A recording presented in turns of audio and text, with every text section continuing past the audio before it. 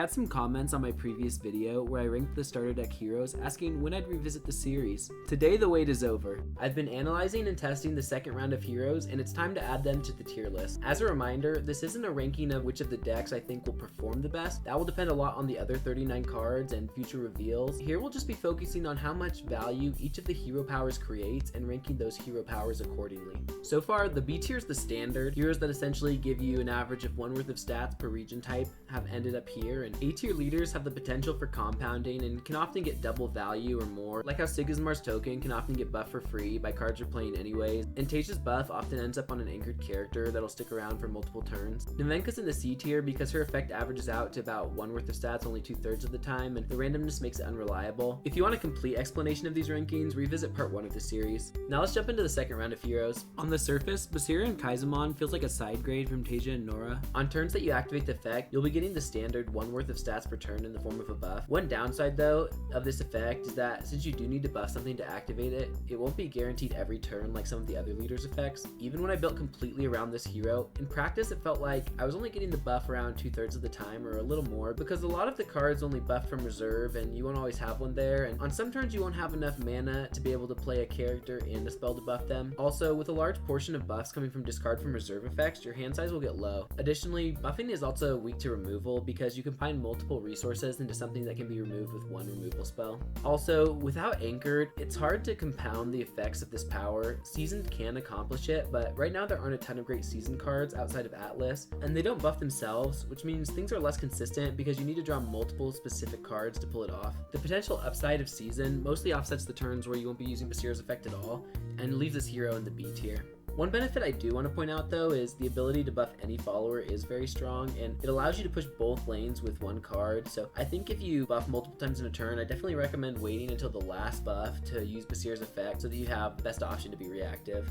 Okay, so next up is Afanas Senka. Similar to Basira, you won't always get this effect because you need to play certain cards to trigger it, unlike most of the starter heroes that will always give you their effect, so that's something to keep in mind. You also have to already have a character in play to get value out of the spells, which can limit your options when navigating a turn, but you don't need to tap this hero, which is kind of ridiculous, so you can get this effect multiple times per turn. While this hero is tricky to use, the value can easily compound by playing multiple spells in a turn, or by taking advantage of some of the out-of-faction anchored effects to get double value. This potential easily puts this hero next to Sigismar and Tasha in the A tier. The current card pool has trouble supporting this leader's playstyle, but once there are more reveals, I'm confident that this hero effect will be just as strong as Sigismar and Tasha and Nara's. To get the most out of Afanas, you'll need to play multiple resources a turn, which does lead to an empty hand quickly. This means realistically you can't play more than around 2 spells a turn. Mage Dancer and possible future reveals can help to mitigate this. With enough cheap draw, I honestly think Afanas could even move up to the S tier. As for Gulrang Tocsin, I was very curious about this hero at first, but I've been somewhat disappointed. Buffing every token seems really strong. The only requirement to get her buff is playing tokens, which Ortis does freely. However, the drawback is really high.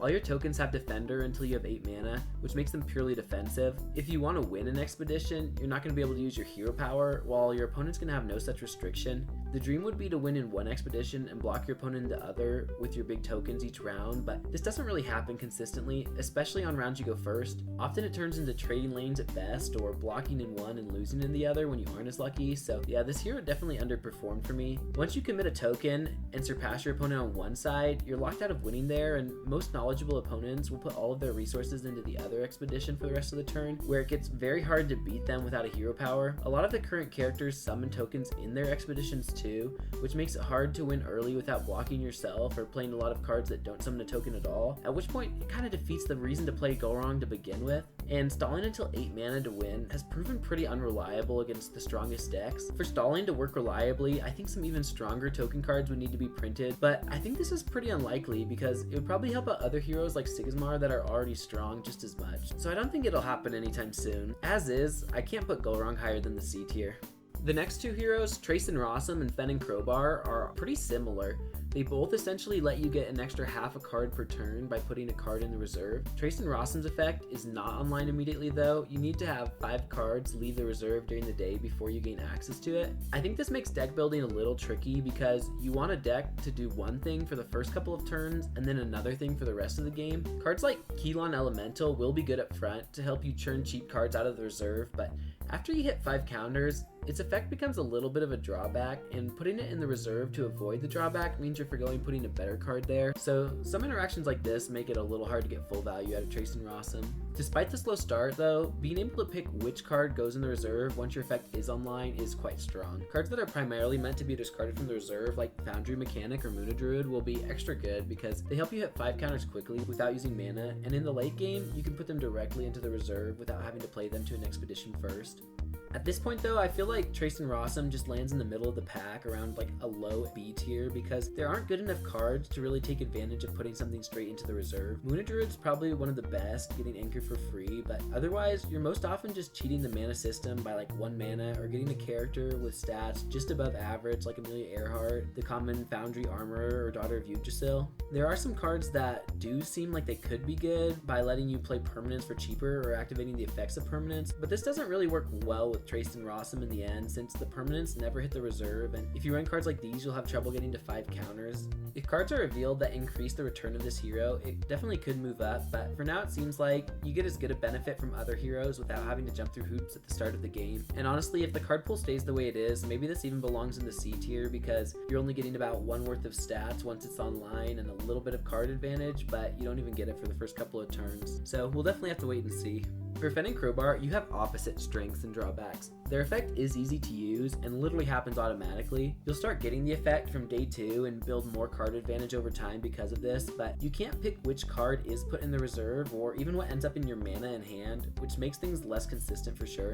This really fits in well with Lyra because so much is left up to chance, but at the end of the day, the fact that you're getting an extra half a card per turn makes up a lot for the fact that you can't choose which cards go where. Cards with fleeting and permanents work well with Fen Crowbar because they're just as strong from the reserve as the hand. You can also play powerful cards like the Rare All-In and Paint Prison at almost no cost because there's such a plethora of resources in this deck. As well, you can play cheap cards like Acapella Training that can lengthen your turn without having to worry about running out of resources. However, there are drawbacks like the randomness of Fen's effect. There are cards like Mighty Jin and possibly Ouroboros Croupier or the Hatter that you don't really want to see in your hand and you'd much rather have them in your reserve. Other things like the common Tanuki and Off You Go are much better from the hand, so sometimes these cards will end up in the wrong place and you'll feel a lot of pain. Hathor can mitigate half of this by putting reserve cards back in the hand, but it would be nice to have another card revealed that could put some of the cards from your hand into the reserve. Overall though, I do think that in the first set, this might be the most competitive Lyra hero. You can easily play some very strong cards that would wipe out the resources of other heroes, and you can cheat the mana system and get some strong effects if the right cards go in the reserve.